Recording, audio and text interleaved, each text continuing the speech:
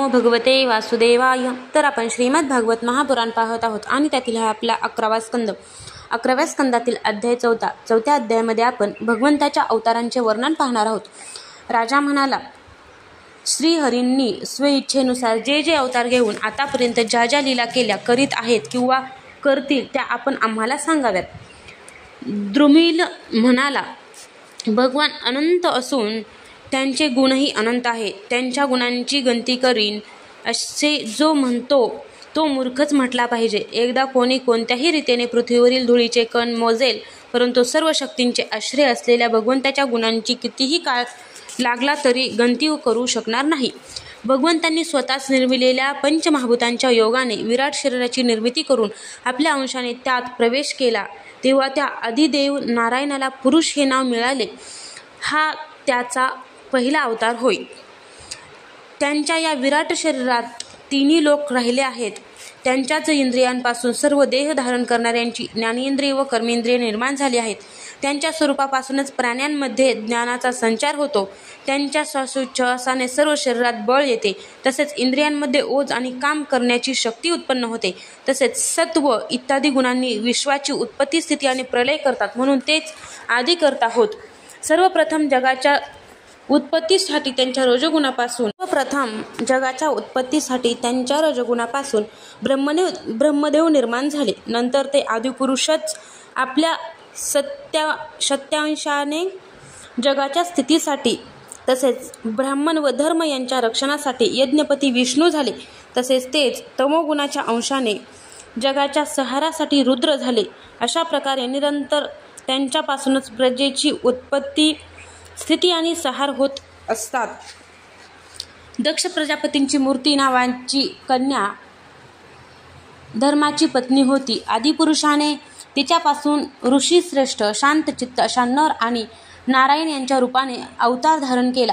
त्यांनी नैष्कर्म्य प्राप्त करून देणाऱ्या कर्माचा उपदेश केला व स्वतःसुद्धा त्यांचेच अनुष्ठान करीत आजही ते बद्रिकाश्रमामध्ये आहेत. मोठमोठे ऋषी त्यांच्या चरणकमलांची सेवा करीत असतात. इंद्राला शंका आली की तपश्चर्येने हे आपले स्थान हिरावून घेऊ इच्छितात, तेव्हा त्याने तपश्चर्येमध्ये विघ्न आणण्यासाठी परिवारासह कामदेवाला पाठविले. कामदेवाला भगवंताच्या महिम्यांचे ज्ञान नव्हते, म्हणून तो अप्सरागण, वसंत ऋतू, शीतल वायू यांच्यासह बद्रिकाश्रमात जाऊन स्त्रियांच्या कटाक्षबाणांनी त्यांना घायाळ करण्याचा प्रयत्न करू लागले. हे इंद्राचे अविवेकी कृत्य आहे. हे जाणून आदिदेव गर्व न बाळगता भयकंपित झालेल्या त्या सर्वांना हसत हसत म्हणाले, कामदेवा, देवांगनांनो, वायो, तुम्ही भिवू नका. आमच्या आदरातिथ्यांचा स्वीकार करा. आता इथेच थांबा. आमचा आश्रम सुना करून जाऊ नका. राजन, नरनारायण ऋषींनी अभयदान देत जेव्हा त्यांना असे म्हटले, तेव्हा कामदेव इत्यादी राजेने मानाखाली घालून दयाळू नरनारायणांना म्हणाले, प्रभो, आपल्या बाबतीत ही काही आश्चर्याची गोष्ट नाही, कारण आपण मायेच्या पलीकडे गेलेले आणि निर्विकार आहात. म्हणूनच आत्माराम आणि ज्ञानी पुरुष निरंतर आपल्या चरणकमलांना प्रणाम करीत असतात. तुमचे भक्त आपल्या स्थानाचे उल्लंघन करून तुमच्या परमपदाला जातात, म्हणून देव निरनिराळ्या प्रकारे त्यांच्या साधनेत विघ्ने निर्माण करतात. परंतु जे लोक यज्ञ इत्यादींच्या द्वारे देवतांना आहुतींच्या रूपाने त्यांचा भाग देत राहतात, तेव्हा ते विघ्ने आणत नाहीत. परंतु जर आपली कृपा असेल तर मात्र आपले भक्तजन त्या विघ्नांच्या माथ्यावर पाय देतात. काही जण खोल समुद्रांप्रमाणे असलेल्या तहान, भूक, ऊन, थंडी, पाऊस, अंतर्बाह्य प्राण यामुळे होणारे कष्ट, तसेच रसनेंद्रिय आणि जनेंद्रियांचा आवेग यांना ओलांडून पलीकडे जातात. परंतु ते पुन्हा गायींच्या खुराने तयार झालेल्या खड्ड्यातील पाण्यात बुडावे, तसेच निष्फळ क्रोधाच्या आहारी जाऊन आपली कठीण तपश्चर्या धुळीला मिळवितात. ते अशी स्तुती करीत असताना सर्वशक्तिमान नारायणांनी त्यांच्या समोर पुष्कळशा वस्त्रालंकाराने नटलेल्या अत्यंत रमणीय स्त्रिया प्रकट करून दाखविल्या. त्या तेथे भगवंताची सेवा करीत होत्या. इंद्रांच्या सेवकांनी जेव्हा लक्ष्मी समान असणाऱ्या त्या रूपवती स्त्रियांना पाहिले, तेव्हा त्यांच्या दिव्य सौंदर्यासमोर त्यांचे लावण्य फिके पडले. त्या स्त्रियांच्या दिव्य सुगंधाने त्या मोहित झाल्या. मानाखाली घातलेल्या त्यांना हसल्यासारखे करून देवेश म्हणाले, जी तुम्हाला अनुरूप वाटेल अशी कोणतीही एक स्त्री तुम्ही निवडून घ्या. ती तुमच्या स्वर्ग लोकांचे भूषण ठरेल. ठीक आहे असे म्हणून इंद्राच्या सेवकांनी भगवंताच्या आज्ञेचा स्वीकार करून त्यांना नमस्कार केला. नंतर श्रेष्ठ अप्सरा उर्वशीला पुढे करून ते स्वर्गलोकी गेले. तेथे जाऊन त्यांनी इंद्राला नमस्कार केला आणि सभेत देवतांच्या समक्ष नारायणांच्या सामर्थ्यांचे वर्णन केले. ते ऐकून आश्चर्यचकित झालेला इंद्र भयभीत झाला.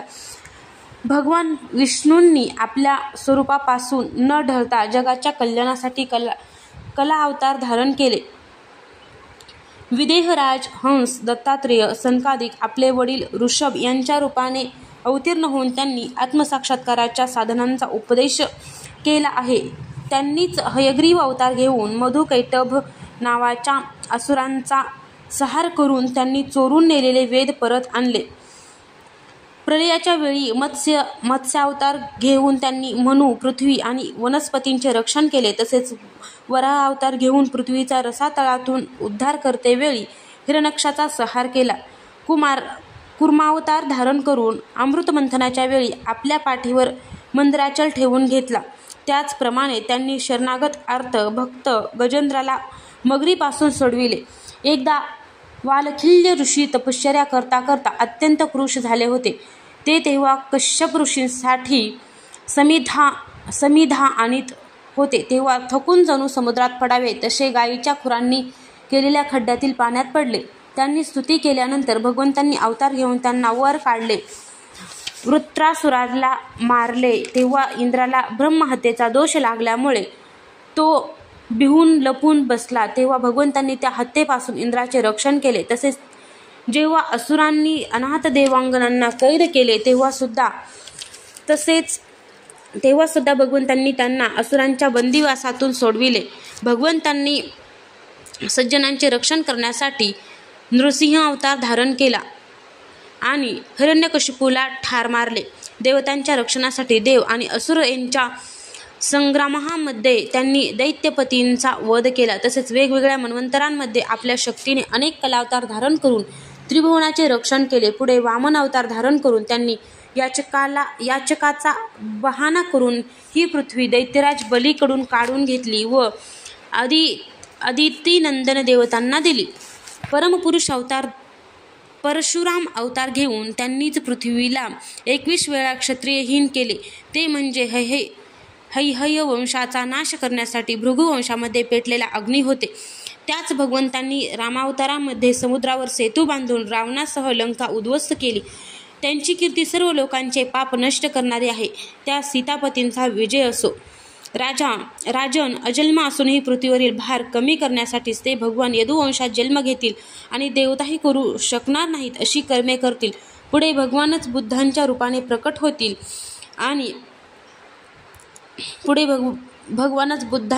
प्रकट होतील आणि यज्ञाचा अधिकार नसणारे यज्ञ करीत असल्याचे पाहून अनेक प्रकारच्या तर्कवितर्कांनी त्यांना मोहित करतील. कलियुगाच्या शेवटी कल्की अवतार घेऊन ते शूद्र राजांचा वध करतील. हे विदेहराज अनंत कीर्ती जगन्नाथांचे असे अनेक जन्म आणि कर्मे यांचे भक्तांनी वर्णन केले आहे. अध्याय 4 समाप्त.